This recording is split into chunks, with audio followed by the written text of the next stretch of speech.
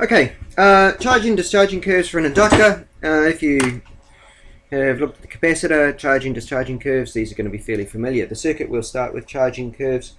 We just go to EMF, resistance. It may not even be a resistance separate from the inductor. The inductor has its own resistance, and we can model that in series with the coil. So we turn the whole swing on, didn't put a switch, but once this gets turned on and connected, current flows. You all know that situation, and it tries to build up very quickly. That means there's a magnetic field building up quickly inside the coil. That means there's a flux building up quickly. The inductor is going to try and resist this, and it's obviously going to produce a voltage like that to try and oppose it. And so we can actually write this as a Kirchhoff's equation, and we do it the normal way, which is E minus, we've got a current, we'll call it I, that resistance in that one. We can include the little resistance that's in the coil, so IR, and then we've got the voltage in the coil, which is, hopefully you've learned using the inductor formula that that's L di dt, and that's all got to equal 0, right? Now the thing is, you might be going, there was a negative on the L di dt, and so maybe that would be a plus there, or a positive. But remember that the whole point of the negative was to show that this was round the opposite way from the supply. So if we look at it from that point of view, and we just forget about, we know that L di dt is the actual value of the voltage, we could just look at it and get the direction from our Kirchhoffs. If we come out of a positive in our Kirchhoffs, we make it a positive, and if we come out of a negative, we make it a negative. So we can write that as negative, not a negative equaling a positive. So once we do all that and solve that differential equation, not too tricky to solve, separation of variables, all that sort of thing, we're going to get a graph that looks like that. I is a function of t and t. Now this is the one that we know is the 0.631, and once we know that one, we know the other curves. If we want the equation, which is the whole point of doing this, discharging curves and formulae, then we know this is going to be one of those 1 minus E ones. It's going to finish up being at a current which is just going to be equal to the resistance, or the voltage divided by the resistance. So the voltage in this one, E divided by R,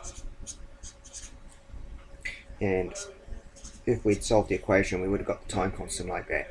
So this is I as a function of t equals that.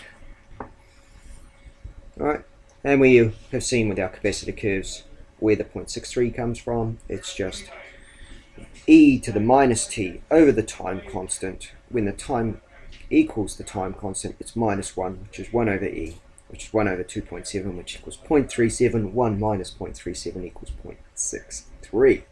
So that's the curve for the current charging.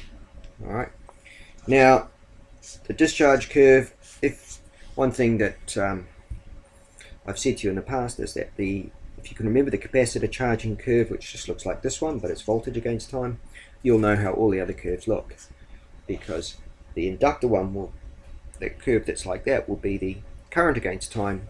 All the other curves, the 3 for inductor and 3 for capacitor, will look like that. That's the 0.37 curve. So we know the formula. This is voltage against time. This is voltage in the inductor, not the supply. Starts off high and goes low. So it's going to start off at the value of we want to know the voltage across the inductor as a function of time is going to be equal to E times e to the minus t over tau. Alright? Starts off high, gets less. It equals 1 time constant, it's 0.37. 2 time constants, E times 0.37 squared. So if you want to know how we get a bigger voltage in that when we discharge it, I've done another little video on that, but let's just present the discharge curves. The current against time